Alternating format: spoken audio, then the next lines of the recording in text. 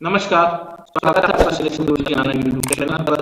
और अपने भी टेस्ट में आज फिर 15 क्वेश्चन के साथ जो अब तक की आर्मी के परीक्षाओं में पूछे गए हैं या उस पैटर्न के लिहाज से जो 15 क्वेश्चन बन सकते हैं, उन 15 क्वेश्चन की सीरीज के साथ हम एक बार फिर से आपके साथ जुड़ रहे हैं और एक बहुत अच्छे कोटेशन के साथ हम शुरुआत करते हैं अपने आज के वीडियो की कि सबसे बेहतर बनने के लिए आपको सबसे ज्यादा मेहनत करनी पड़ती है। निश्चित रूप से अगर आपको बेहतर दिखना है, भीड़ से अलग दिखना है, तो आपको उस भीड़ से कुछ अलग करना होगा, लोगों से कुछ अलग करना होगा।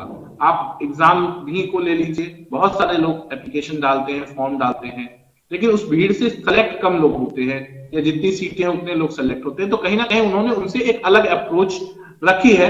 मेरे कहने का सेंस इतना है कि अब आप अलग अप्रोच कैसे रख सकते हैं, आप समय से पहले तैयारी शुरू कर लीजिए। जब तक अग्निवीर का नोटिफिकेशन आएगा, फॉर्म अप्लाई करेंगे लोग, तब सीरियस होंगे। अगर आज से आप सीरियस हैं तो निश्चित रूप से आप उनसे कहीं आगे हैं और आप निश्चित रूप से सफल हो जाएंगे। तो शुरुआत करते हैं आज के अपने वीडियो की। कहना है कि दो संख्याओं के व्युत्क्रमों का योग 7/24 है। यदि पहली संख्या 6 है तो दूसरी संख्या क्या होगी? सिंपल सा सवाल है, ध्यान दीजिएगा। सिंपल सा सवाल है कि मान लेते हैं पहली संख्या x है और x बराबर 6 दिया है और दूसरी संख्या y है। इनके व्युत्क्रमों का योग यानी 1/6 प्लस 1/y ये बराबर है 7/24 के। ध्यान दीजिएगा, ऊपर आ जाएगा 6 plus y upon 6y is equal to 7/24। ये 6 से ये 4 टाइम कट जाएगा, ये 4 तक 24 प्लस 4y बराबर 7y। 3y is equal to 24 या y इज इक्वल टू कितना हो जाएगा 8। तो ये दूसरी संख्या कितनी आ जाएगी 8। दूसरी संख्या हो जाएगी 8। यहां तक कोई तकलीफ नहीं है, ठीक है। आगे ध्यान दीजिएगा, बाहर निकलना है।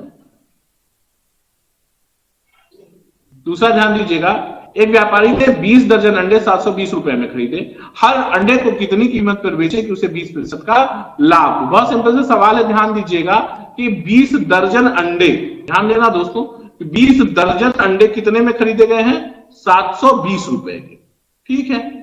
तो क्या कह रहा है, एक दर्जन की कीमत कितनी हो जाएगी ये बताओ? एक दर्जन की कीमत हो जाएगी 36 रुपए और 36 रुपए को 20% लाभ पर बेचा जा रहा है, यानी 120/100। ये प्रति दर्जन रेट आ जाएगा और एक अंडे का रेट निकालना है तो बट्टा गुणित 1/12 कर दो, आपको एक अंडे का रेट आ जाएगा, ठीक है। समझ पा रहे हो? समझ लो, फिर से बता दे रहा हूं, बहुत शॉर्टकट नहीं चलने की कोशिश करना है, आराम आराम से आपको समझाना है कि 20 दर्जन 720 रुपए में तो एक दर्जन 36 रुपए में, और जब 20% का लाभ लेंगे तो क्या करेंगे, प्रॉफिट 100 प्लस 120/100 हो जाएगा एक दर्जन का मूल्य, और एक का निकालना है तो उसमें 12 से भाग देंगे तो एक केले का, एक जो है अंडे का मूल्य आ जाएगा। 12 दहा में 110, 10 दहा में 100, 36/10 यानी एक अंडे का मूल्य 3.6 रुपए हो जाएगा अगर 20% का लाभ लेना है। आपका ऑप्शन डी चौथा सही होगा। अगला सवाल ध्यान दीजिएगा, एक व्यक्ति 400 आमों के क्रय मूल्य पर 320 आमों को बेचता है तो उसका लाभ प्रतिशत ज्ञात कीजिए। देखिए, एक बहुत सिंपल सी बात होता है, अब कुछ सवाल जो इस दौरान आपको मिलेंगे उसको मैं सॉल्व करूंगा, बस अगर वो चीजें आपको नहीं समझ में आती तो हमारे वीडियो, हमारे चैनल पे चैप्टर वाइज कंटेंट पड़े हुए हैं। जैसे ये प्रॉफिट लॉस का सवाल है, आप प्रॉफिट लॉस में चले जाइए और प्रॉफिट लॉस वहां से पढ़ लीजिए, उसके बाद ये सवाल आपके लिए कभी कभी कोई प्रॉब्लम ही नहीं क्रिएट करेगा। देखो यहाँ पे इस सवाल को हम लगाएंगे कैसे, ठीक है। चैप्टर वाइज जो कंटेंट पढ़ रहा है उसको पढ़ते जाइए, एक एक चैप्टर इतने अच्छे से, इतनी बेहतरीन तरीके से एक्सप्लेन किया गया है कि आपको उस चैप्टर में फिर कभी कोई डाउट नहीं रह जाएगा। तो 400 आमों का कह रहे हैं सीपी बराबर है 320 आमों के एसपी की। सीधा सीधा है कि सीपी बटा एसपी कितना हो जाएगा, सीपी बटे एसपी बराबर 320/400, यानी 320 का सीपी है और 400 एसपी है, यानी प्रॉफिट परसेंट कितना हो गया, प्रॉफिट परसेंट बराबर हो गया 80, 80/320 गुणित 100। 8 चौका 32, 4 25 हम 100, तो कितना हो गया 25%। कोई दिक्कत? यहां तक कोई तकलीफ नहीं ना, कर लोगे ना भाई? अगर कहीं कोई दिक्कत आती है तो हमारे कमेंट सेक्शन में अपना नंबर, नाम जरूर छोड़ दीजिए, अपनी प्रॉब्लम शेयर कर दीजिए। आपका प्रॉब्लम आपको डिटेल सोल्यूशन के साथ भेज दिया जाएगा और आपका प्रॉब्लम सॉल्व करने का पूरा प्रयास किया जाएगा। अगला सवाल ध्यान दीजिएगा, कि एक व्यक्ति 250 मीटर चौड़ी सड़क को 75 सेकंड में पार कर लेता है, उसकी गति किमी प्रति घंटा में बताइए। देखो यार मीटर प्रति सेकंड में कितनी गति आती है इसकी, ध्यान देना जरा सा। किमी प्रति घंटा में बदलना है तो 250 बटा 75 ये मीटर प्रति सेकंड हो गया, अगुणित 18 बटा 5। ठीक है, देखो 25 से काट दो, 25 तिया 75, 25 दहा में 250, 5 दूनी 10, 3 छाक 18 और 6 दूनी 12 किलोमीटर प्रति घंटा, ये उसकी चाल हो जाएगी। कोई तकलीफ नहीं ना, यहां तक कर लोगे या मीटर प्रति सेकंड को किलोमीटर प्रति घंटा में बदलने के लिए 18 बटा 5 से गुणा कर लेते हैं, कोई तकलीफ नहीं है ना, कर लोगे।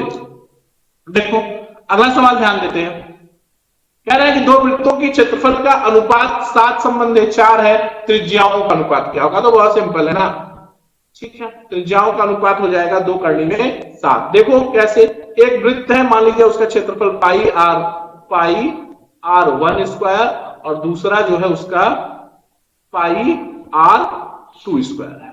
पाई से खत्म हो गया। अब क्षेत्रफल का अनुपात दे रहे हैं 4, तो R1 स्क्वायर बटा R2 square is equal to हो गया 4 बटा 7, या R1 बटा R2 हो गया 2 के बटा करनी में 7, या आप ये कह सकते हैं कि R1 संबंधे R2 बराबर 2 संबंधे करनी में 7। ठीक है, तो ये आपका ऑप्शन ए करेक्ट हो गया, यहां से ऑप्शन ए करेक्ट हो गया। कितने समय बाद साधारण राशि 12 दोगुना हो जाएगा। ध्यान से समझना यार, सवाल को क्या करना है कि 100 रुपया अगर आपने लिया है तो मूलधन कितने समय में 12% की रेट से दोगुना यानी 200 हो जाएगा। सिंपल सी बात है कि 100 रुपया आपका मूलधन है तो ब्याज कितना होगा 100 रुपया, और 100 रुपया ब्याज पाने में 12% की दर से कितना समय लगेगा, तो 1200 बटा 12 यानी 8 साल 4 माह। ठीक है, लॉक कर दो उसको।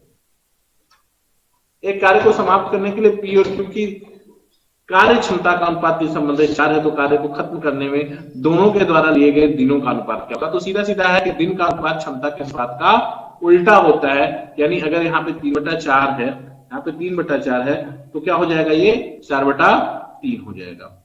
4 संबंध 3/4, 3 संबंधे 4 है तो यहाँ 4 संबंधे 3 हो जाएगा। आपका डी ऑप्शन करेक्ट हो जाएगा। सीधा सीधा देखो दक्षता क्या दे रहा है, दक्षता का अनुपात क्या दिया है 3 संबंधे 4, तो दिन का अनुपात इसका उल्टा 4 संबंधे 3। ठीक है, अगला सवाल ध्यान देना।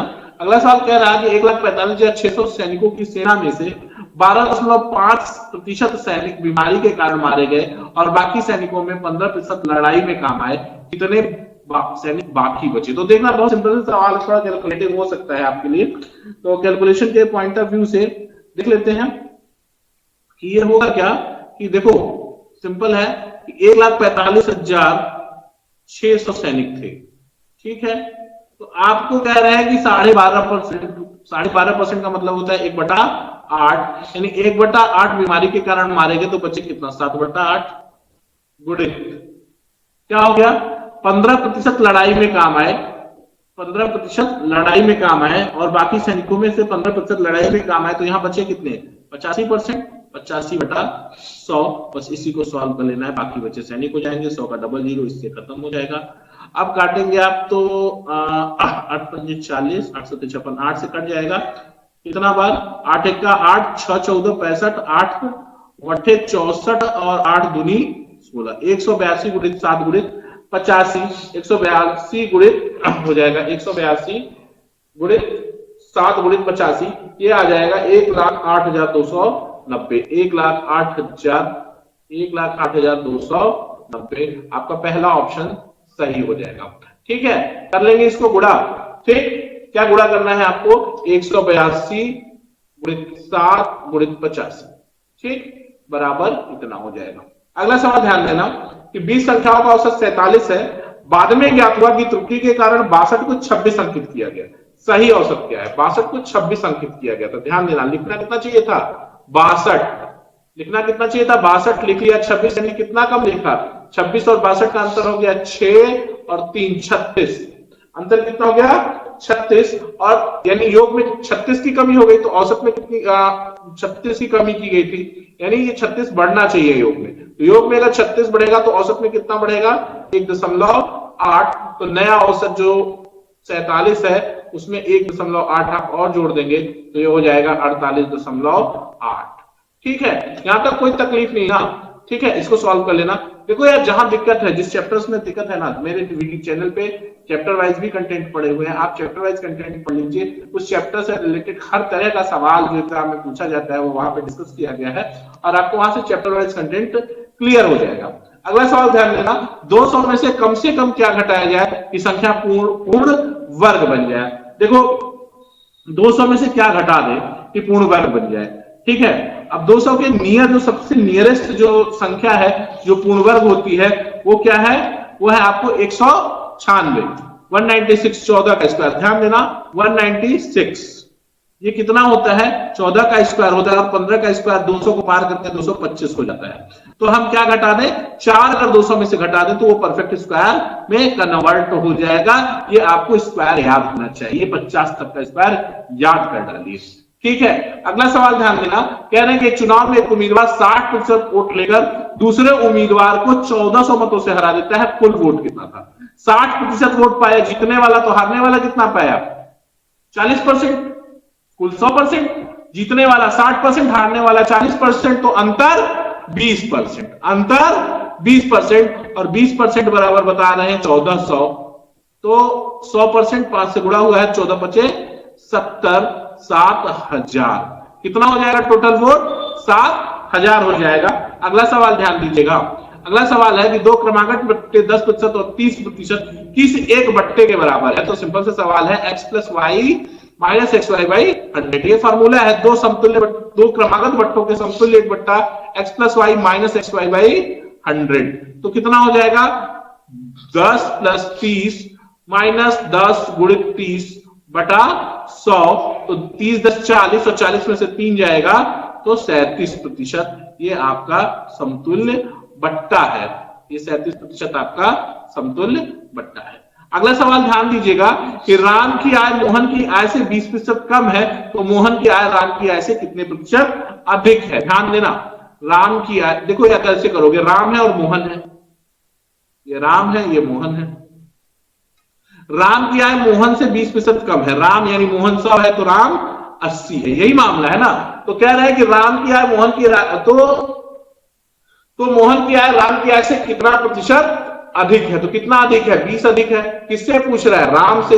20 बटा 80 गुणित 100 25% अधिक है।